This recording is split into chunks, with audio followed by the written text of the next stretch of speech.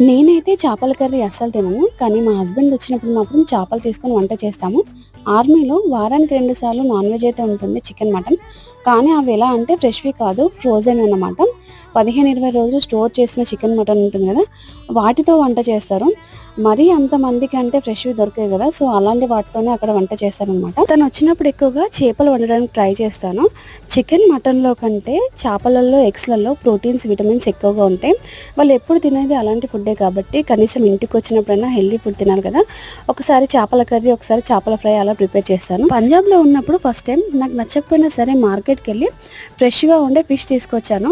మా కంటోన్మెంట్‌లో frozen fishes అయితే దొరుకుతాయి. కానీ వాళ్ళు ఎప్పుడు రెగ్యులర్‌గా తినేటి ఫ్రోజన్ ఐటమే కాబట్టి ఫ్రెష్‌గా అయితే తీసుకొచ్చేదాన్ని. నార్మల్‌గా వాళ్ళకి రన్నింగ్, ఎక్సర్సైజ్ అలాంటివి ఉంటాయి కాబట్టి కొంచెం హెల్తీ ఫుడ్ తీసుకుంటే బాగుంటుందని చెప్పేసి అలా తీసుకొచ్చి అయితే ప్రిపేర్ చేశాను. మీకు ఇలాంటి ఎక్స్‌పీరియన్స్ ఎప్పుడైనా జరిగిందా? కింద కామెంట్ చేయండి.